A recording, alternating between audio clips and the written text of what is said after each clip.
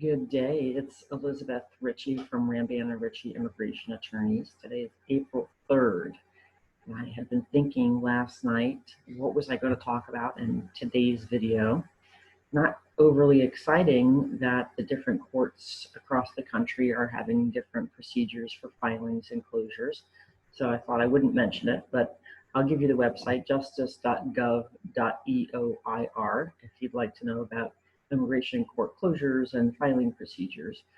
But on a more interesting level, I thought I'd talk about what I saw on CBS this morning today. And it was a segment on the H-2A visa for blueberry pickers in Georgia. And they are from Guatemala, and they are now stuck in Guatemala because of the coronavirus. So the threat is that about $1 million of blueberries is going to rot in the farms in Georgia, which was particularly interesting because it had just followed a story about these 6 million people who filed for unemployment.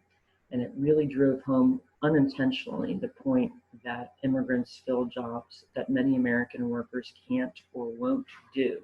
So we have 6 million people with no job, but we have blueberries that are going to rot in Georgia, and we have people stuck in Guatemala who have H-2A visas. So it really shows that we're doing something wrong as far as our immigration system. It should not be that we have this visa, the H-2A, which is for agricultural workers. It's for seasonal peak load need or one-time need. That the way the system works with H-2As, it's very strict. You have to go back at the end of your visa time for a certain amount of time, and then you can come back on a new visa. There are a lot of requirements as far as recruitment go. You have to have ads in the newspaper, supply, depending on the type of job, gloves and sometimes even housing. So it's a coveted visa. There's a limited number of them every fiscal year, and the fiscal year for H-2As is divided up in two to not discriminate against seasons or the type of work that happens toward the end of the fiscal year. So it's split in two. But the H-2A has a lot of problems with it, and it's the converse to the H-1B, which is my next point I'd like you to think about. The H-1B is a specialty worker visa. There are a limited number of them, and part of the problem with the H-1B is that it's for these specialty workers. They have to have a degree, a bachelor's degree, and be working in a specialty occupation. And a lot of times those occupations are in IT.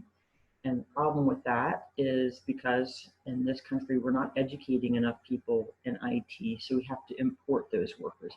Similar to the blueberry H-2A idea, we don't have workers who either want to or will do that work, so we have to import them. We're not educating H-1B type workers, so we have to import them, but we have these strict limits. For example, there's 65,000 bachelor degrees H-1Bs available every fiscal year, which just opened up on April 1, and 2/3 of those visas are going to go to people from India, which is ironic because India is a backlogged country on our visa bulletin. So if you're highly skilled and you're from India, for example, you have a master's degree or you're a medical doctor, for example, you're doing an EB1 or an EB2, whether it's with or without a sponsor, you are a few years backlogged if you're from India.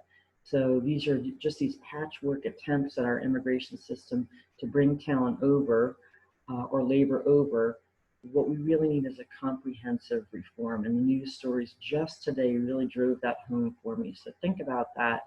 We've got 6 million people filing for unemployment, but we've got fruit that's rotting in the South, and we have 2/3 of our professional type visas going to one particular nationality that's also backlogged for green cards. That doesn't make sense. So if an Indian person gets that H-1B and then they file for a green card, they have to get additional extensions beyond their usual 6 years of H-1B just because they're from India, and the law is such that the visa bulletin is so backlogged for them. So that doesn't make a lot of sense. We should really approach this more as a business, make it more efficient, but it's not. So in the meantime, all we can do is ask our members of Congress to support something that's reasonable, some type of reform that can work for American businesses. And of course, I'd love to see us educating more people in IT, but that's a lofty goal, but it is something to think about as we go into this weekend. Please email me any questions of topics that you'd like me to discuss or things you'd like answered or comment here, or send me a message via social media. I hope you're doing well. And we're going to go into this very interesting weekend with a lot of caution. And I just hope everybody who's watching is being cautious yet optimistic. Thank you.